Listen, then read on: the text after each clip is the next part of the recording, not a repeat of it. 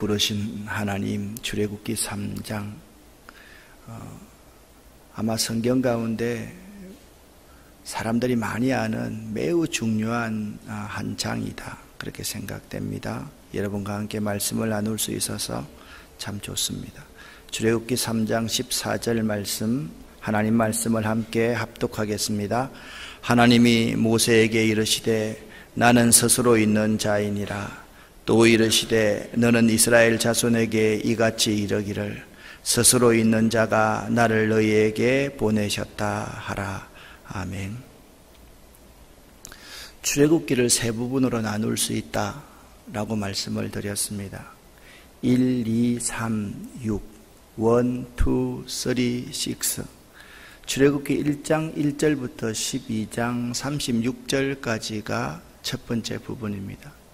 이스라엘이 애굽에서 학대를 받고 있는 그 내용이 거기에 나와 있습니다. 12장 37절부터 18장까지 시내산을 향하는 이스라엘에 대해서 말을 하고 있습니다.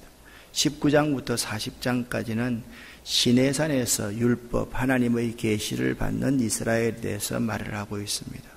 그런 의미에서 보면 출애굽기는 이스라엘의 출발이 시내산에서부터 이스라엘 국가가 출발하였다, 그것을 말씀해 주는 책입니다.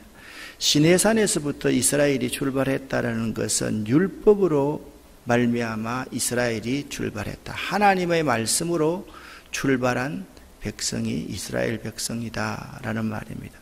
출애굽기의 주제는 구속입니다. 구원입니다.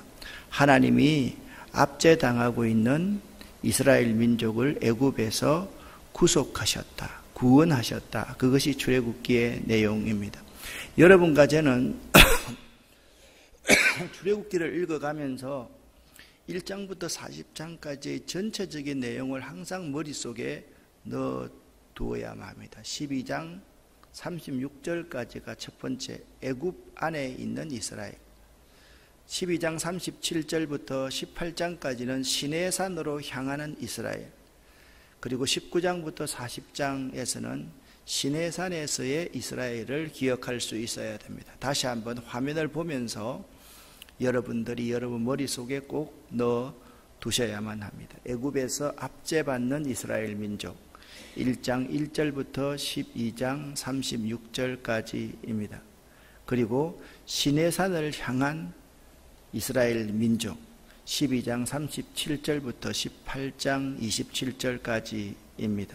그리고 시내산에서의 이스라엘에게 주신 계시, 19장 1절부터 40장 38절까지의 내용입니다. 자, 지금까지 1장 2장의 내용이 엄청난 역사를 딱 두 장으로 함축적으로 말씀해 놓은 장이 1장 2장입니다. 자, 야곱 때에 야곱의 아들들 70명이 요셉을 예비해 놓으신 이스라엘이 애굽으로 내려갔습니다. 수없는 세월 동안 하나님께서 그 민족을 축복하셔서 그 민족이 중다하고 번성하여서 요셉이 알지 못하는 새로운 파라오가 등장했을 때는 이스라엘이 애굽이라는 나라에 위협이 되는 세력으로 등장하게 되었습니다. 여러분, 힘이 있는 정권을 잡은 사람들은요, 절대로 2인자를 용납하지 않습니다. 2인자가 있어서 자기 목까지 치고 들어오면 그건 용납할 수 있는 문제가 아니거든. 이게 국제 질서의, 이게 권력의 아주 속성입니다. 권력은 1인자가 한 사람만 있어야지 1인자가 둘 있으면 아주 싸우게 되어 있는 것이 권력의 속성입니다. 그래서 이 바로는 이스라엘 백성들을 학대하기로 작정을 했습니다. 이 학대가 얼마나 심했는가 하면 나중에 이 산하 제한 정책으로 가다가 남아들을 다 죽이는 정책까지 갔습니다. 그러니까 여성들이 출산을 할 때 남자들을 다, 남아들을 다 죽이려고 했다가 그것도 안 되니까 태어난 남자아이들을 다 나일강에 빠뜨려 죽이도록 했다. 이게 첫 번째 정책입니다. 두 번째는 그 남성들에게 강제 노역을 시키는 거예요. 강제 노역을 시키는데 진짜 말도 안 되는 노역을 시키는 거예요. 그 노역은 노역을 위한 노역이 아니라 죽이기 위한 노력이었습니다. 생산을 감퇴시키기 위한 노력이었습니다. 이 소리가 하나님께 상달되어서 하나님이 이것을 보고 듣고 알고 계셨습니다. 하나님은 그런 분이었습니다. 그래서 그 시대에 맞게 하나님이 한 구원자를 주셨는데 그 구원자가 출애굽기 2장에서 모세입니다. 모세의 어머니는 이 모세가 참 잘생긴 준수하게 잘생긴 아이임을 보고 이 모세를 3개월 동안 숨겨서 기르다가 도무지 어찌할 수 없자 모세를 갈대 상자에 넣어서 나일강에 띄워 보냅니다. 갈대 상자와 똑같은 것이 있습니다. 뭐라고 해서 노아의 방주입니다. 노아의 방주와 갈대 상자라는 이 단어는 똑같은 단어를 사용하고 있는데 한마디로 키가 없는 겁니다. 자기 마음대로 갈 수 있는 것이 아무것도 없는 거예요. 하나님이 인도하셔야지 목적지에 도달할 수 있고 하나님이 인도하셔야지 거기에서 구원받을 수 있는 것이 갈대 상자와 바로 그것이었습니다. 그래서 이스라엘 백성들의 소리가 굉장히 컸습니다. 그들이 못 살겠다고 하는 거죠. 그때 모세가 왕자로서 나가보니까 정말 그 민족이 비참하게 당하고 있는 거예요. 혈기가 나서 애굽인을 쳐 죽입니다. 그리고 아무도 안 보았다고 생각해서 그 시신을 모래 아래에 감추어 버립니다. 이 사실이 바로에게 발각이 났습니다. 바로가 모세를 죽이려고 했습니다. 이 모세는 어쩔 수 없이 미디안 광야로 도망을 가게 됩니다. 거기서 오늘 십보라를 만나게 되었고 이 모세가 십보라와 사이에서 아들을 낳았는데 그 아들의 이름이 게르솜이라는 이름입니다. 따라합시다. 게르솜. 내가 이방에서 나그네가 되었다. 객이 되었다라는 이름입니다. 내 신세가 이렇게 되었다라는 의미이죠. 내 신세가 왕자의 자리에서 내 신세가 이방에서 나그네가 되었다. 내 머리 둘 곳 없는 신세가 되었다라는 이름이 게르솜이라는 이름입니다. 드디어 이제 하나님께서 이스라엘 민족을 구원할 자를 부르십니다. 그래서 오늘 출애굽기 3장이 모세의 소명장입니다. 소명이라는 것은 뭐냐? 하나님의 부르심에 응답하는 것이 소명입니다. 연세 많은 분들은 지금은 뭐 카카오 택시가 있고 다 무슨 택시가 있어서 참 그러는데 옛날에는 택시를 부를 때 콜택시라고 있었습니다. 콜택시는 우리가 부르면 전화 받고 온다. 그래서 콜택시라 그랬습니다. 소명도 마찬가지입니다. 콜링입니다. 콜 뒤에 ing가 붙는 겁니다. 부르심에 응답하는 것이 소명입니다. 이 소명은 세 가지가 있습니다.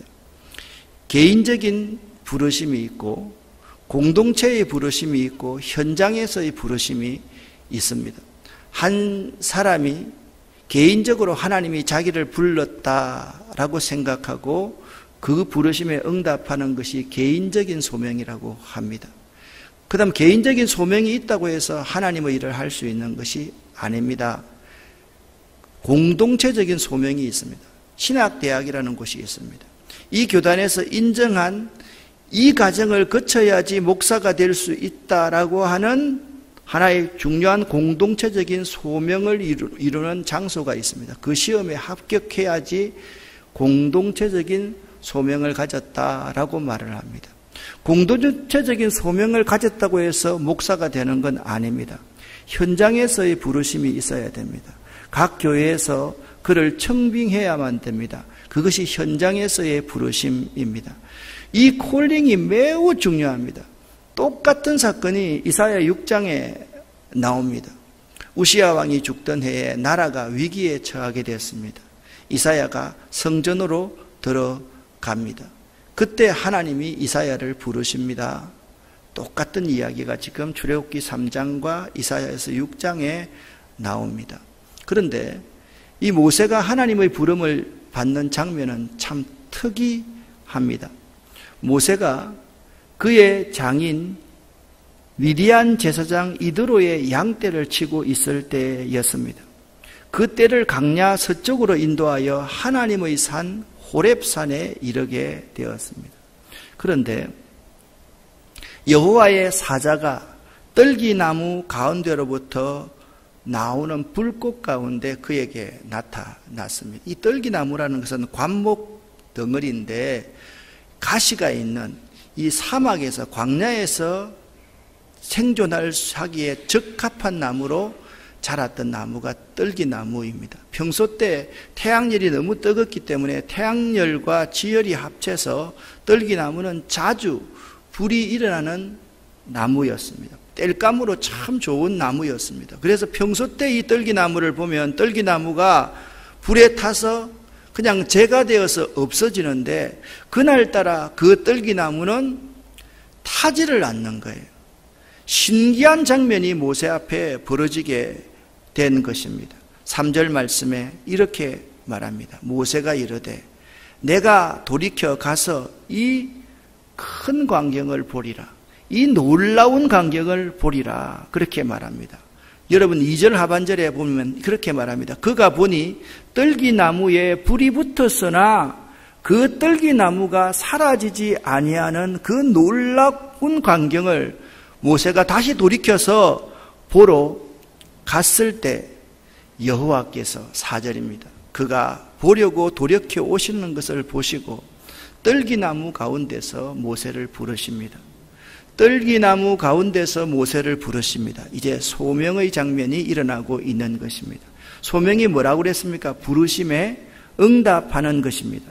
모세야, 모세야, 하나님이 부를 때 소명을 받는 사람은 내가 여기 있나이다 라고 대답할 수 있어야만 됩니다. 또 한 번 이스라엘이 위기에 있을 때 하나님이 사무엘을 부르셨습니다. 하나님이 사무엘아, 사무엘아 불렀을 때 사무엘이 첫 번째는 스승 엘리가 부르는 줄 알았습니다. 두 번째도 엘리가 부르는 줄 알았습니다. 세 번째도 엘리 앞에 가니까 엘리가 하나님의 부르심에 귀를 닫고 귀가 닫혀 있는 선지자였기 때문에 엘리는 하나님의 부르심을 들을 수 없는 사람이었습니다. 똑같은 제사장이지만 똑같은 그리스도인이지만 하나님의 음성을 들을 수 있는 그리스도인이 있고 하나님의 음성에 귀가 닫혀 있는 사람도 있습니다. 엘리가 그런 사람이고 사무엘은 하나님의 음성을 들을 수 있는 사람이었습니다. 엘리는 지금까지 자기의 경험에 의해서 하나님이 다시 너를 부를 때 내가 여기 있나이다 라고 대답하라. 내가 여기 있나이다. 모세도 마찬가지면 내가 여기 있나이다 라고 하나님 앞에 응답을 했습니다. 그때 하나님이 말씀합니다. 이리로 가까이 오지 말라. 네가 선 곳은 거룩한 땅이니 네 발에서 신을 벗어라. 그렇게 말합니다. 신을 벗는다. 이것이 매우 큰 의미가 있습니다. 신약 성경에 보면 이런 결례를 쫓아라는 말이 있는데 이스라엘 사람들이 신고 다니는 신발은 우리 슬리퍼 같은 것이었습니다. 그래서 그들이 이 흙땅에, 모래 땅에 한 발 한 발을 딛고 가면 발이 매우 더러워졌습니다. 항상 손님들이 오거나 외출하고 나갔다 오면 종 가운데 가장 비천하고 낮은 종이 무릎을 꿇고 그 손님과 주인의 발을 씻기게 되어 있습니다. 또 한 가지는 이 결례를 따라서 든 항아리에 물을 한 바가지 퍼서 밥을 먹기 전에 손을 씻어야만 했습니다. 이 네 발에 신을 벗어라라는 의미는 이러한 의미입니다. 그냥 더러운 신발을 벗겠습니다라는 것이 아니라 네가 가장 낮은 종임을 자처하라 그 말입니다. 그러니까 하나님이 일을 맡기시는 사람, 하나님이 부르심에 응답하는 사람은 내가 가장 비천한 종입니다 라고 고백할 수 있어야만 된다라는 것입니다. 오늘날 우리가 이런 모습을 보면 우리 한국교회의 직원들, 모든 중직자들을 뽑는 방법이 많이 바뀌어야 됨을 알 수가 있습니다. 이제는 큰 교회에서는 나오면 선거에 나오면 프로필 같은 것들을 다 띄워줍니다. 근데 프로필을 띄우면 참 안타까운 게 뭐냐면 자기 자랑만 합니다. 그런데 자, 낮은 일 하는 사람, 그런 사람은 자랑할 게 없습니다. 그러면 누가 됩니까? 자랑하는 사람이 대한 인기 투표가 되어 버렸습니다. 하나님의 부르심에 응답하는 소명을 받은 사람은 네가 서 있는 그곳이 거룩한 땅이니까 네 발에 신을 벗으라고 하는 주님의 음성을 들을 수가 있어야만 합니다. 내가 부족합니다. 내가 죄인입니다. 내가 하나님 앞에 아무것도 아닙니다라고 고백하는 사람, 그 사람에게 하나님께서 일을 맡깁니다. 그 맡기는 하나님의 마음을 두는 것, 하나님의 마음을 옮겨놓는 것이 미션, 사명입니다. 그래서 콜링이 있는 사람, 소명이 있는 사람에게 하나님이 하나님의 마음을 주십니다. 하나님의 일을 주십니다. 그 일을 감당하는 사람이 사명을 받은 사람이다, 사명자다, 그렇게 말씀합니다. 이 하나님의 부르심에 응답하는 사람은 하나님 경외하는 법을 배우는 겁니다. 여러분, 하품을 해도 저 앞에서는 그냥 하품을 이렇게 하잖아요. 옛날에는 우리 어르신들이 자기 자녀들에게 꼭 술을 가르쳤습니다. 술 먹는 법을 가르쳤습니다. 제가 여러분 지금 술 이야기 하자는 거 아닙니다. 술을 어른들이 꼭 따라주면 어떻게 합니까? 무릎 꿇고 두 손으로 술을 받습니다. 그 앞에서 홀짝 마십니까? 아버지 앞에 원샷 하고 마십니까? 아니지 않습니까? 돌아서서 마십니다. 이게 아버지가 아들을 술 가르치는 게 아닙니다. 원래 이게 제2의 현상입니다. 부모님을 경외하는 법을 배워라. 부모님을 두려워하는 법을 배워라. 그래서 어른들이 그걸 가르쳤던 겁니다. 우리가 하나님을 경외한다는 것은 하나님을 두려워한다라는 것입니다. 하나님 두려워하는 것은 하나님에게 공포를 느끼는 것이 아닙니다. 하나님의 그 거룩함 앞에서 내가 스스로 고개를 숙이는 거예요. 그 은혜에 너무 감사해서, 이 자리에 있는 것이 너무 감사해서 나 스스로를 납작 엎드리는 것, 그것이 하나님을 경외하는 법을 배우는 것입니다. 소명을 받은 사람은 하나님 경외하는 법을 잘 배워야 됩니다. 하나님을 진심으로 두려워할 수 있는 사람이 되어야만 합니다. 모세가 이렇게 말합니다. 6절 하반절 말씀, 모세가 하나님 배우기를 두려워하여 얼굴을 가렸다. 얼굴을 가렸다. 소명을 받는 사람의 가장 중요한 것은 겸비하고 겸손해야만 됩니다. 낮아져야만 합니다. 하나님처럼 못합니다. 제가 어떻게 그 일을 감당합니까? 그런데 어떤 사람은 제가 적임자입니다. 내가 그 일을 잘할 수 있습니다. 그런 사람은 1000% 말썽을 일으킵니다. 나 할 수 없습니다. 내 같은 것이 어떻게 일을 합니까? 목사님, 안 돼요. 못해요. 절대로 안 할 거예요. 그런 사람에게 하나님께서 하나님의 마음을 부어주십니다. 하나님의 영을 부어주십니다. 이때 모세가 하나님이 두려워서 얼굴을 가릴 때 하나님이 이렇게 말씀합니다.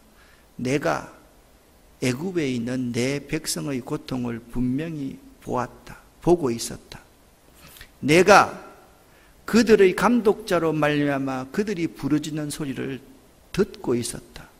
그리고 그 근심을 알고 있다. 하나님은 이런 분입니다.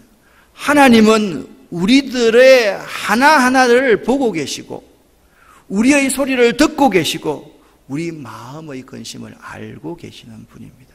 하나님은 어떤 분이라고요? 보고 계시고 듣고 계시고 알고 계시는 분이다. 보고 있으면서 안 따라하는 사람은 굉장히 기분 나쁜 겁니까? 새벽에 다시 하나님은 어떤 분이라고요? 보고 계시고 듣고 계시고 다 알고 계십니다.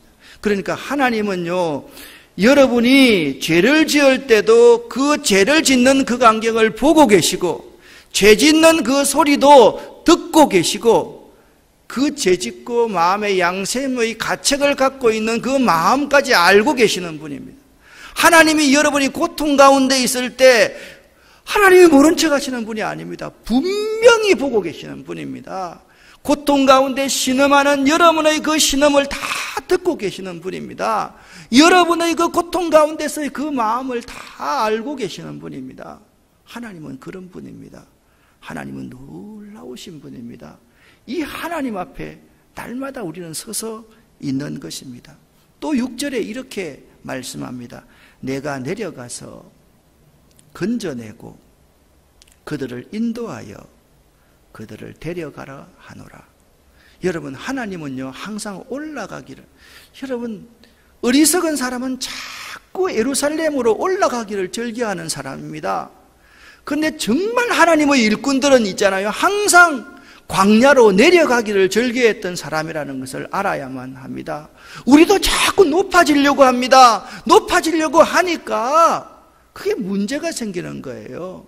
하나님이 하늘 영광을 버리고 이 땅에 낮아지시고 내려오시고 꼴찌가 되었던 것, 이것이 우리의 삶의 가장 근본이 되어야만 합니다. 하나님은 항상 내려오시는 분입니다. 그 영광을 버리고 내려오셔서 우리들을 건져내시는 분입니다. 그리고 어리석은 우리들을 인도하시는 분입니다. 그리고 손을 잡고 끝까지 그 축복의 땅까지 데려가시는 분입니다. 믿으시기를 예수 이름으로 간절히 축원합니다. 그런데 여기 8절, 7절, 8절, 9절, 10절 말씀을 보면 아주 중요한 단어가 하나가 나옵니다.